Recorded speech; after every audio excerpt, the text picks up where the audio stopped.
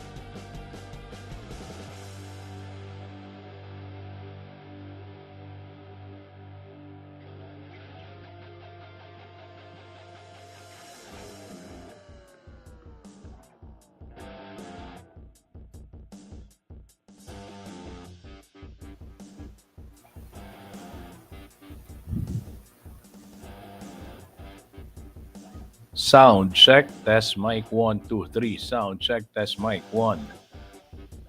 Okay ba? Renz, okay ba? Naririnig mo ba yung audio? Malinaw. Sound check, test mic 1, 2, 3. Sound, sound. Test mic 1, 2, 3. Sound, sound, sound.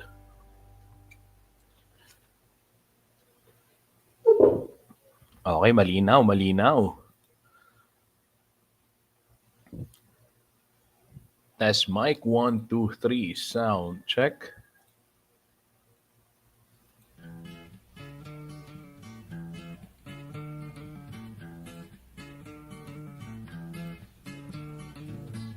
Kumusta na? Ayos pa ba ang buhay natin? Good morning po mga kabalen. Isang magandang umaga. Kumusta na? Eto, ayos pa ba? Yan ang ating katanungan. Ngayon pong araw ng Martes, Pebrero 25. Ha? Ito hong ating paggunita sa EDSA People Power Revolution. 39 years ago, yan ho'y nangyari mga kabalen upang pabagsakin at tapusin, patalsigin sa Malacanang itong diktaturyang Marcos Sr. Binata na si Pangulong Marcos hindi pa siya hindi siya fetus. Nabanggit ko lang kasi baka nagsabi bata pa daw siya. Ito mga kabalen, hintayin lang natin ang opisyal na pagsisimula ng ating programa para sabay-sabay maging sa telebisyon. At sa gitna ng EDSA, luhod ka't nagasalpa. Our Father, Hail Mary, from the bounty through Christ our Lord, Amen.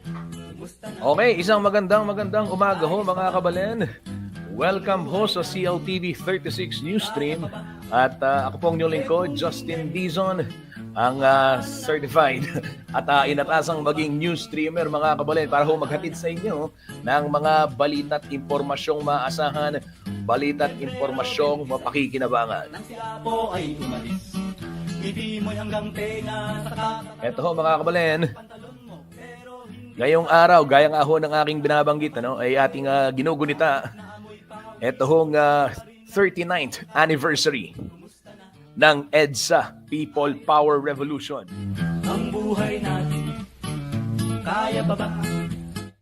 Marami ho sa ating mga kababayan, oo mga kabalin, lalong-lalo na yung mga kasing edaran ko, oo, na pinanganak nung 90s, batang 90s, hindi na inabutan yan, ano?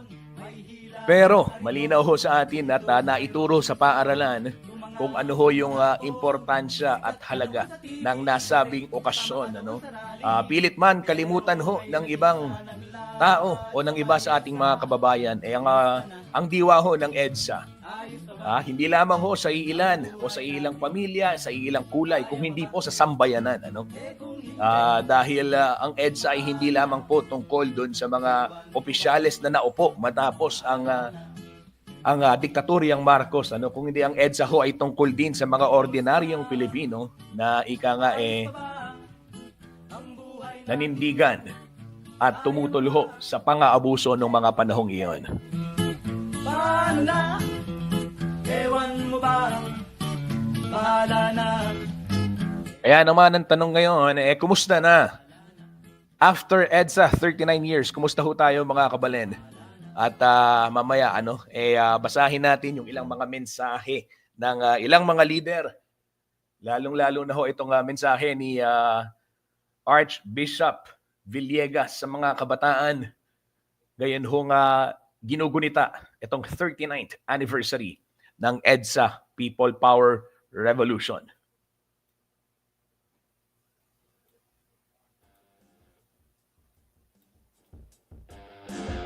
Sige ho mga kabalin.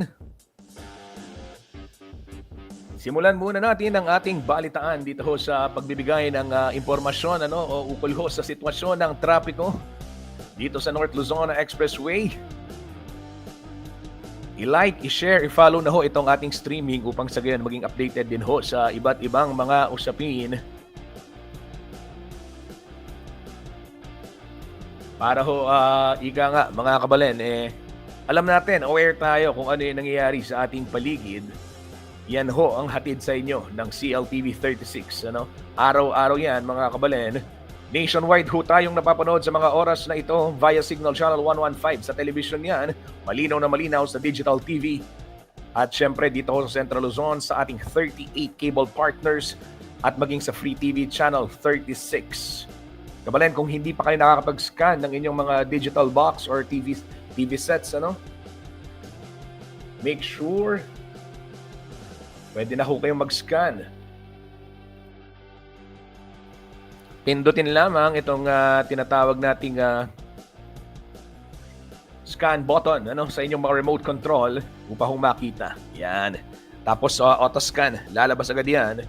CLTV 36. You just have to make sure that your antenna is placed doon sa isang lugar na maayos, proper place ho. Meaning, hindi dapat nakaharang o nakatago, natatabunan. As much as possible, elevated din.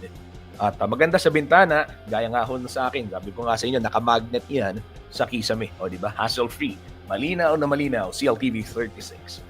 Ito mga kabalin, sitwasyon muna ng trapiko sa ilang bahagi ng North Luzon Expressway. Ngayon hong 10:19 ng umaga, araw ho ng Martes, Feb 25. Yan, isa-isahin natin. Dito muna ho tayo sa box sa gawing itaas. Ayan, full screen ko na. Tanggalin ko na rin itong real-time card dyan. Card dyan tawag dyan. Ayan. Yung graphic sa baba. Okay, ito baba na. Out ko lang. Ito mga kabalin. Sa Balintawak Toll Plaza, maluwag ho ang sitwasyon ngayon, lalo na sa northbound. Same situation din naman doon sa mga approaching Metro Manila. Ganyan din ho ang sitwasyon sa may Valenzuela Interchange. Bagamat may volume ng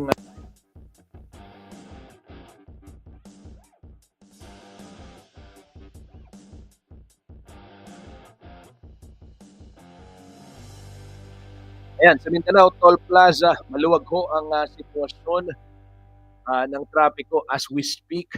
Ganyan din. Dito naman sa May Kawayan Interchange, nakikita ho natin yung build up ng mga sasakyan diyan sa area ng Service Road.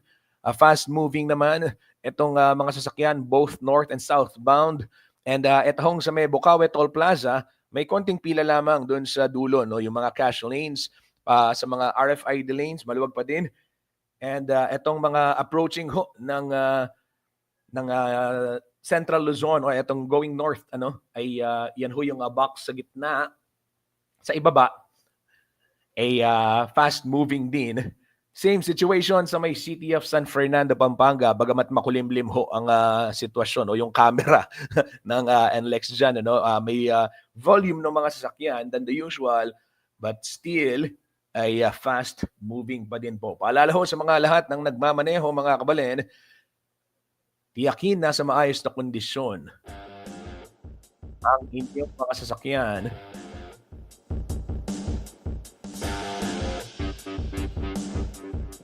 upang ang disgrasya ay maiwasan.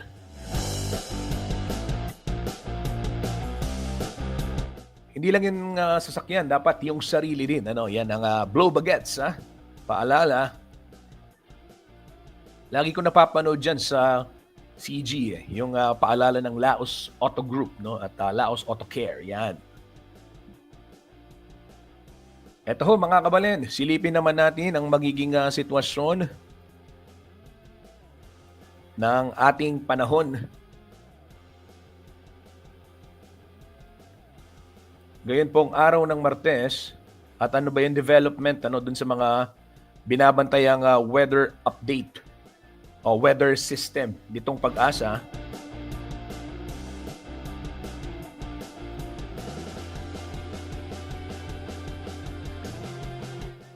Kung tayo ba ay makakapagtuloy-tuloy na makakaranas ng may araw makakapagsampay ba yung mga naglaba, mga kabalen, at tayo ba ika nga mararanasan natin itong may araw o may mga pag-ulan tayong mararamdaman. Alamin ho natin yan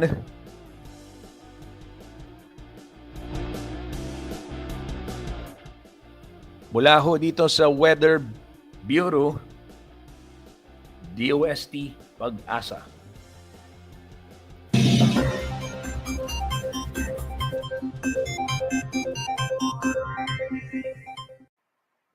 Magandang umaga po sa ating lahat. Narito ang weather update para sa araw ng Martes, February 25, 2025. Sa ngayon, wala pa rin naman tayong minomonitor na anumang bagyo or low pressure area sa loob at labas ng ating Philippine Area of Responsibility. Pero meron tayong dalawang weather system na nakakaapekto dito sa ating bansa. Una na dito ang Northeast Monsoon or ang hanging amihan na umiiral dito sa May, Luzon. Samantala, meron din tayong easterlies or yung mainit at maalinsangan na hangin na nanggagaling sa dagat Pasipiko. Kung makikita po natin dito sa satellite imagery po natin, meron po tayong mga ulap dito at ito po ay dulot netong easterlies. Para naman sa magiging panahon natin ngayong araw, makakaranas ng maulap na papawirin na may mga pag-ulan dito po sa Cagayan Valley, Cordillera Administrative Region, Aurora at Quezon. Dulot ito ng Northeast Monsoon or ng hanging amihan. Para naman dito sa Metro Manila at nalalabing bahagi ng Luzon, asahan naman po natin ang bahagya hanggang sa maulap na papawirin na may mga isolated light rains or yung mga pag-ambon. Agwat ng temperatura for Metro Manila 23 to 30 degrees Celsius, Lawag 23 to 31 degrees Celsius. For Tuguegarao, asahan natin ng 20 to 28 degrees Celsius, Baguio 14 to 23 degrees Celsius, Tagaytay 20 to 28 degrees Celsius, at Legazpi 24 to 31 degrees Celsius. Inaasahan naman natin sa Palawan dahil po dito sa Northeast Monsoon natin, makakaranas naman din po sila ng maaliwalas na panahon na may mga isolated na mga pag-ambon. Agwat ng temperatura for Calayan Islands at Puerto Princesa 26 to 31 degrees Celsius. Para naman dito sa may Visayas, kasama na ang Caraga, Northern Mindanao at Davao Region, inaasahan po natin para sa ngayong araw makakaranas sila ng maulap na papawiri na may mga kalat-kalat na pag-ulan, dulot ito ng easterlies. Samantala, para naman sa nalalabing bahagi ng Mindanao, asahan naman po natin magiging maaliwalas ang ating panahon or magiging mainit at malinsangan ang tanghali hanggang hapon na may mataas na tsansa ng mga panandaliang pag-ulan dulot ng mga localized thunderstorm lalo na po sa hapon at sa gabi. Sa ngayon, kung mapapansin natin, wala tayong shear line na nakakaapekto sa anumang parte ng ating bansa. Pero inaasahan natin by weekend possible itong bumalik at makaapekto dito sa may Bicol region at Eastern Visayas. Kaya iba yung pag-iingat po para sa mga kababayan po natin sa mga nasabing lugar. Dala na rin po ng mga pag-ulan nito ng mga nakaraang araw natin. Agwat ng temperatura for Iloilo, Tacloban, Cagayan de Oro at Cebu, 24 to 30 degrees Celsius. For Zamboanga, 24 to 33 degrees Celsius at Davao, 24 to 32 degrees Celsius. Meron po tayong nakataas na gale warning dito po sa may Batanes, Cagayan, including Babuyan Islands, Ilocos Norte, Ilocos Sur at Isabela. Dulot po ito ng bugso nitong northeast monsoon. Kaya pinapaalalahanan po natin mga kababayan po natin, lalo na po yung may mga sasakyan maliit pandagat na delikado po pumalaot dito po sa mga nasabi nating coastal waters. Ang sunrise mamaya ay 6:15 a.m. at ang sunset mamaya ay 6:03 p.m. Para sa karagdagang impormasyon, bisitahin ang aming mga social media pages at ang aming website pag-asa.dost.gov.ph. At yan po muna ang latest dito sa Pag-asa Weather Forecasting Center. Chanel Dominguez po at magandang umaga.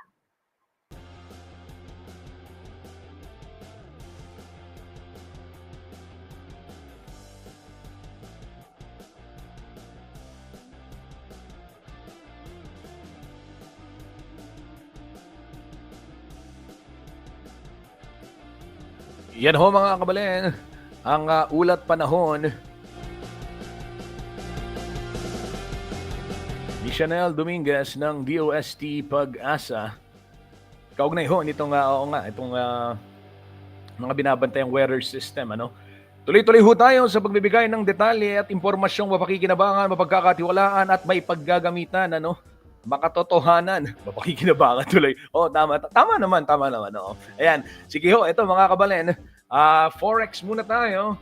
Ang palitan ho ng piso kontra dolyar, ito ho, nagsara kahapon, February 24 sa 57 pesos and 80 centavos. Yan ho ang halaga ng $1 US, ano?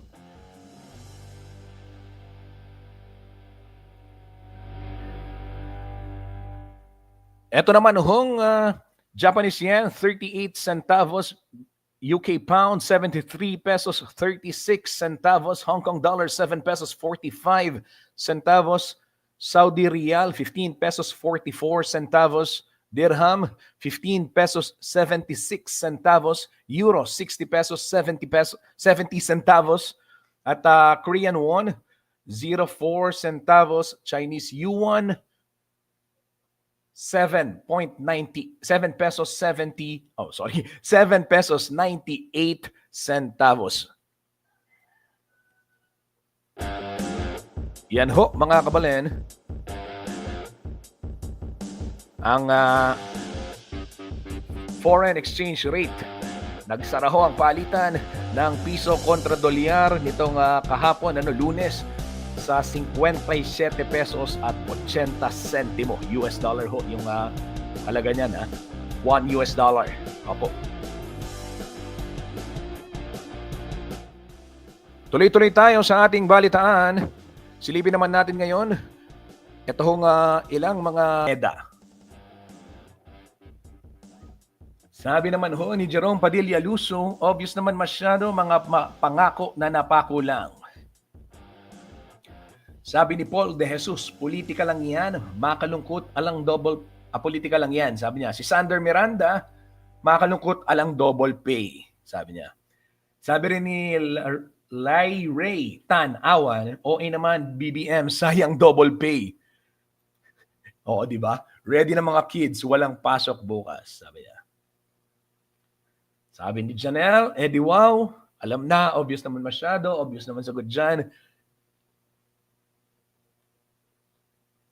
Sabi ni, hindi ko mabasa ang pangalan, hindi dineklara kasi laban sa kanila ito. No more freedom kasi nakaupo na naman sila, it's even worse. Dapat ulitin ito. Kuyugin ang malakad para bitbitin siya palabas. Ito ho, ang sabi ni, hindi natin mabasa. Ano? Ayan. Yan. Ito ho yung ilang mga komento. Ito, paunawa ko lamang ng mga komentong ito ay hindi ho sa loobin ng CLTV 36, kung hindi ho mga komento at pananaw, opinyon ng ating mga tagapanood, ng ating mga netizen, bilang tayo ho ay nasa ika nga demokratikong bansa. Kaya pala namamatay ang music ko, napindot ko yung hindi loop. Okay. Yun pala yun. Sorry. Okay. Ayan, flash ko The views and comments of netizens do not reflect the views and opinions of CLTV 36. Viewer discretion is advised.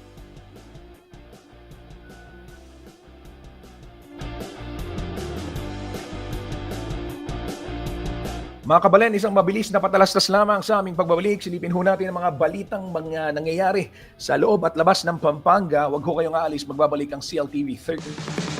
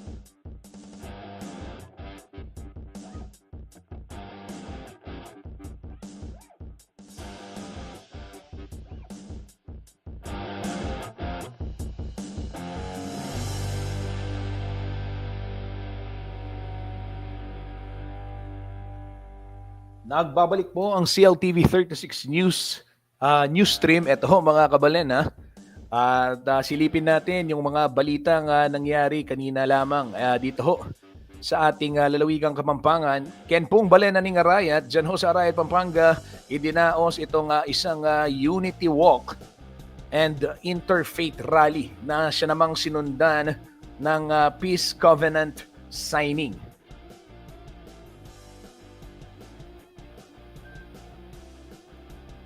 Nagsama-sama ho ang mga kandidato para ho sa lokal na halalan, para ho sa isang unity walk. Maaga ho silang nagtipon. Pasado alas 6 ng umaga ay nandyan na sila sa may Glorieta, Barangay Glorieta Covered Court. Kasama ho itong COMELEC, PNP at iba pang mga organisasyon. At matapos nga silang mag-ikot doon sa area, magmarcha, ay siya naman hong idinaos itong pagpirma sa isang covenant.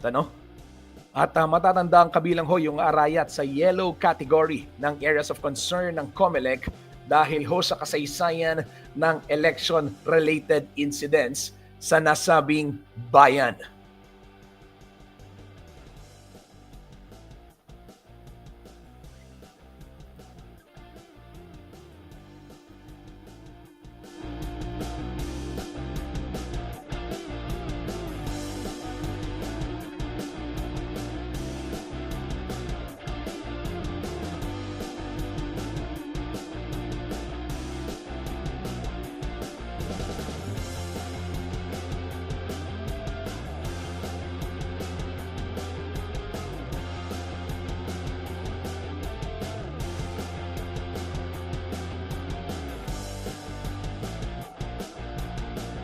Narito po ang ilang larawang kuha ni Ashley Punsalan at kabayan Art Consuelo dyan ho sa nangyaring interfaith rally nga sa bayan ho ng Arayat, Pampanga. Ito ho yung ilan sa mga larawan. Yan, flash lang natin yung ilan sa mga pictures. Ito ho, yung mga kandidato para sa pagka-alkalde. Nandito rin ho yung mga kandidato para sa pagka-vice mayor. And of course, yun pong mga kandidato para ho sa sangguniang bayan o mga konsehal ng iba't ibang partido.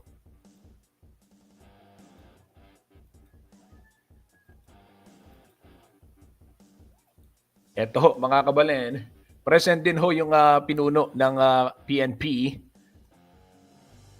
at ang itong kapulisan. Ito hong mga ibang NGO din, maging yung DILG, yung Lente, mga election watchdog, PPCRV.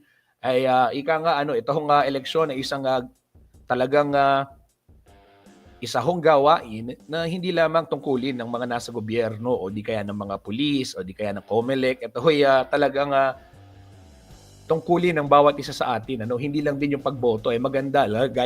Gaya ho yung mga NGOs, mga PPCRV, Lente, kahit hindi panahon ng eleksyon, talagang patuloy din ho sa pagkampanya para ho sa matapat na halalan o yung mismong campaign period pa lang involved na at bayo pa ito. Even before that, involved na ho sila dahil alam ho nila na mahalaga yung partisipasyon ng komunidad ng bawat isa ng pribadong sektor para matiyak na meron hong maayos na sistema ng demokrasya. Yan. Kudos ho sa lahat ng mga nag-organisa nitong Unity Walk and Interfaith Rally, COMELEC, PNP at yung mga election watchdogs natin at lahat po ng mga kandidato na pinumpa.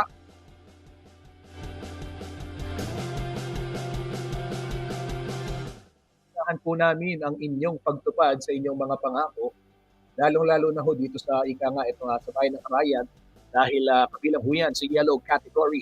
Ibig sabihin merong election-related incidents na na-monitor dyan ang Commission on Election, kaya naman merong special na pagbabantay silang ginagawa sa nasabing bayan, ganyan din sa bayan ho o sa syudad ho ng San Fernando, Pampanga.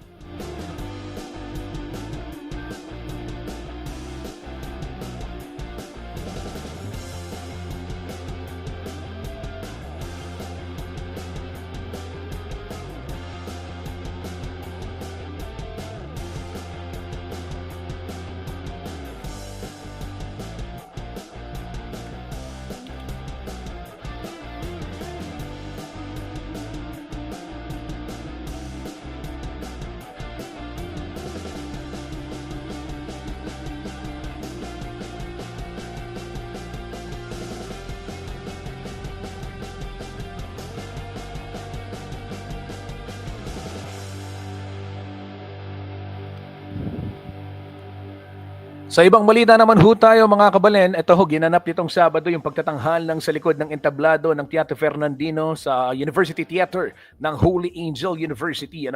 At ayon ho sa City Tourism Officer o City Tourism and Investment Promotion Officer ng Ciudad San Fernando, wala hong iba kundi ang aking pamangkin. Pamangkin ko. Pero ate, siyempre tawag ko. Si Ate Ching Pangilinan.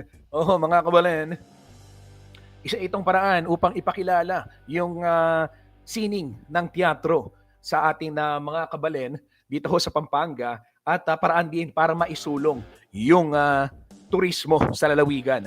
Ito hong play na ito ay co-producer. Si Ate Ching Pangilinan at layon din itong ipakita yung mga paghihirap at yung mga normal na experiences ng mga alagad ng sining na kung nakikita natin sa teatro, ganito yung sitwasyon. Di ba? Akala natin mga artista talagang malakihan yung galaw, masaya lagi o malungkot na talagang ang galing ng performances para humapul nila tong gaganitong klaseng mga programa, mga ganitong mga shows. Katakot-takot ang kanilang pinagdadaanan. Kaya naman pagbati sa mga miyembro ng Teatro Fernandino, isa ho yung community theater group sa City of San Fernando, if I am not mistaken. Correct me if I am wrong, pero alam ko, I first heard about Teatro Fernandino nung time ho ni Mayor Oka Rodriguez, di ba? Tama, di ba? Oo. At nagtuloy-tuloy yan, mga kabalen, dahil ito, syempre, maganda ho na mayroong mga ganitong gawain, lalong-lalo na para sa kabataan, napaka-importante, ika nga, nung pakikilahok ho natin sa mga gawaing pangkultura. Itong mga ganitong play, no? At hindi lamang ito, pagpapakita rin ng sitwasyon ng mga manggagawa sa alagad ho ng sining, kung hindi layon din itong pag-usapan yung mga isyong panlipunan. Dahil ang sining ho, mga kabalen, hindi pwedeng walang halong politika o walang halong tawag dito, esensya, ika nga. Dapat lahat ho ng bagay, ika nga, at ang sining kabilang ho dyan.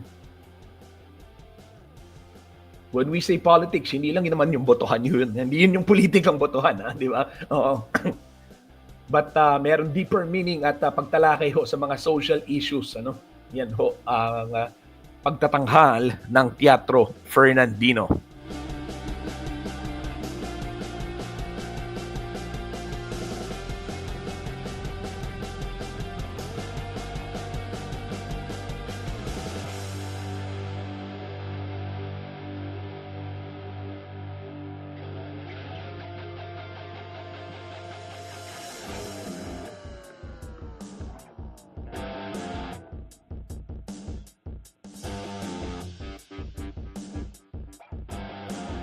Ito mga kabalen, dito muna tayo sa ating community billboard. Ilang mahalagang anunsyo lamang.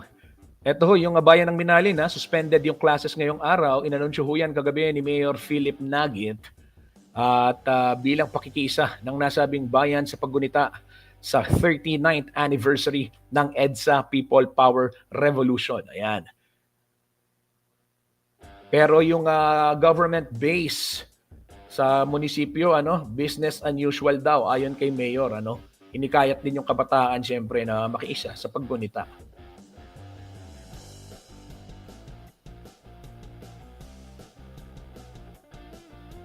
Ganyan din ho ang sitwasyon sa Magalang, pero hindi dahil sa EDSA People Power, kung hindi po sa power interruption na nakaschedule ho ngayong araw. Batsi ho yan sa Executive Order number 03 series of 2025 ng LGU. Suspendido ang klase sa lahat ng antas at pasok sa gobyerno dyan ho sa Magalang, Pampanga sa Biyernes, Feb 28. Okay? Sa Biyernes pa ho yan, bilang paghahanda po doon sa power interruption na scheduled ho ng NGCP.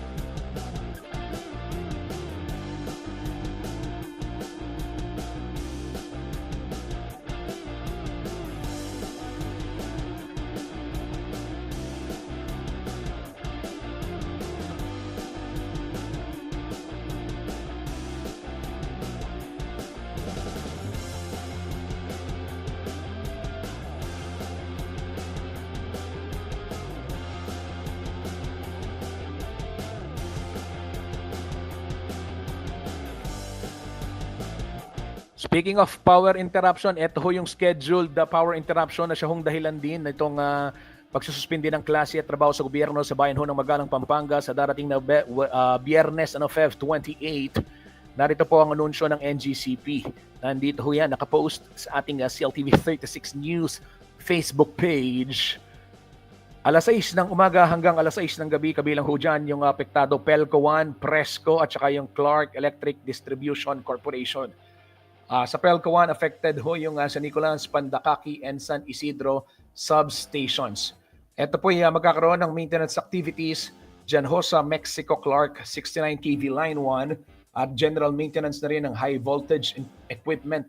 Gayon din yung pag-energize at commissioning ng bagong 69 kV power circuit breaker at mag-disconnect sa disconnect switch inside Mexico substation.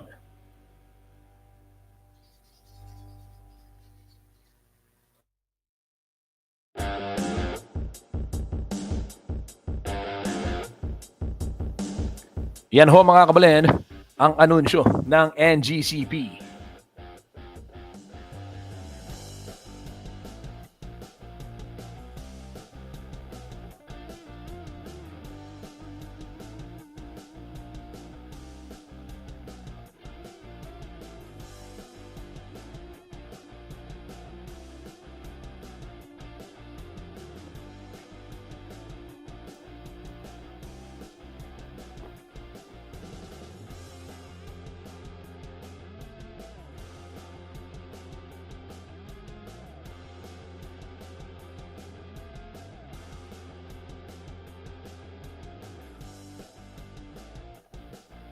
Tuloy-tuloy tayo sa ating balitaan.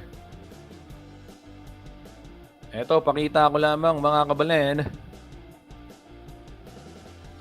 Aabot ho sa 2.1 billion pesos na halaga ng smuggled cigarettes ang sinira ho ng Bureau of Internal Revenue kahapon sa ginanap na nationwide destruction day ng mga illicit products kung tawagin.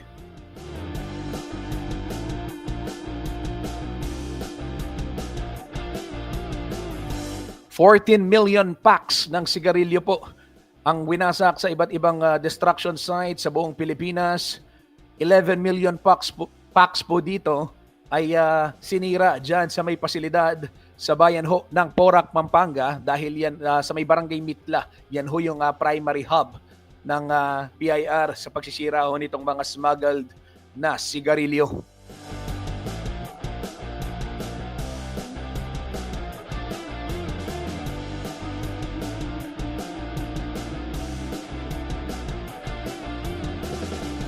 Maliban ho sa mga sigarilyo, sinira rin pati yung mga makina na ginagamit ho sa mga paggawa nitong mga peking produkto o yung mga produkto na hindi na bubuwisan.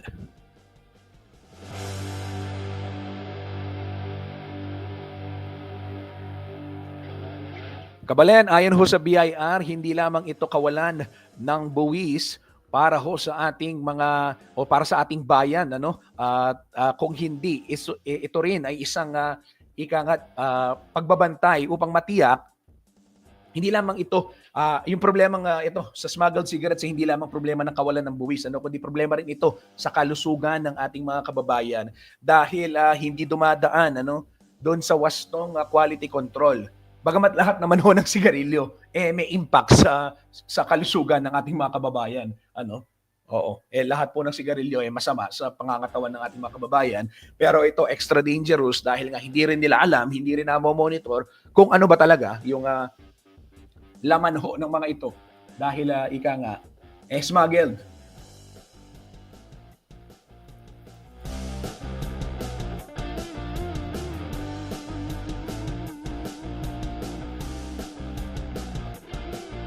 Yan po mga kabalen, ang ilan sa mga larawan kuha ni Art Consuelo at Ashley Punsalan dyan ho sa Porac, Pampanga.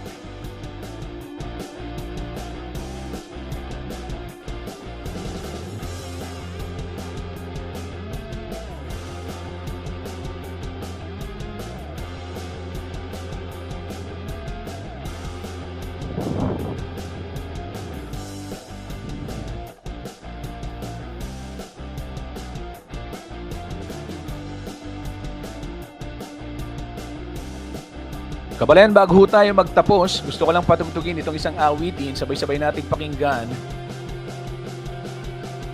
Awitin ho ni Dong Abay at ng Bandang Yano. Ito ho'y 90s pa nang sumikat, pero relevant pa rin ho ngayon.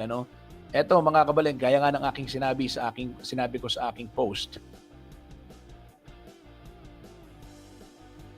Ito hong EDSA ay isa hong tagumpay ng isang kilusan na hindi lamang ho ng iilan kundi ng marami sa buong Pilipinas para ho pabagsakin ng diktaturyang Marcos. Pero hindi po ito ang wakas. Ito po'y simula lamang ng ating pagbabantay sa ating demokrasya. Whether good or bad ang nangyari ay hindi ho kasalanan ng mga nakipaglaban sa EDSA yon. Kasalanan ho yun ng mga sumunod na henerasyon, maging ng ating henerasyon ngayon at sa mga darating pa para ho magabayan, mahalagang matuto tayo doon sa nakaraan. Yan ho ang aking take dyan sa usapin ng EDSA. Ginawa ho ng mga nakiisa sa EDSA ang kanilang part at kung sinasabi natin na pumalpak ang EDSA, baka hindi natin ginawa ang ating part. Di ba? Kasi hindi po yon ang pangako ng tagumpay. Yun lamang ho ang simula. Of course, hindi ho natin binivictim blame. Hindi kasalanan ng taong bayan. Hanggat meron hong pagsasamantala, hanggat meron korupsyon sa gobyerno, hanggat concentrated ang yaman sa iilan, ika nga, so to speak, problema ho talaga. Sa ngayon, kumustahin natin ang ating mga kababayan?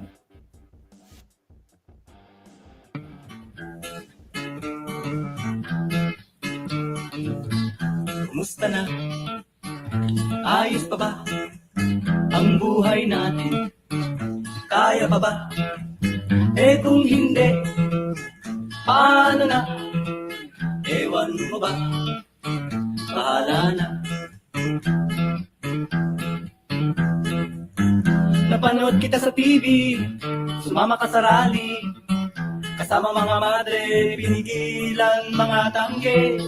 Umiiyak ka pa sa harap ng mga sundalo, namigay ka pa ng rosas na napili mo sa kanto. Kumusta na? Ayos pa ba ang buhay natin? Kaya pa ba? Kung hindi, paano na? Ewan mo ba? Bahala na. Dala-dala mo pa Start Manisa Dominio, Escapolaryo at Biblia sa Ewan mo ba? Bahala na. Yan ho mga kabalen ang katanungan. Kaya naman sa darating na halalan at sa araw-araw, wag lang hong tuwing halalan. Sa araw-araw, piliin natin ang maging matuwid. Tandaan ho natin ang pinaglaban ng EDSA at isabuhay natin yun sa ating mga ginagawa dahil hindi po biro ang humarap sa tangki. Higa nga hindi ho biro ang humarap sa baril. Noong mga panahong iyon, nang si Apo ay umalis, ngiti mo'y hanggang tenga, sa kakatalon na punit pang pantalon mo, pero hindi. ito ho ang CLTV 36 News Stream. Maraming salamat po. Tuloy pa rin ang disco sa kalye. Kumusta na?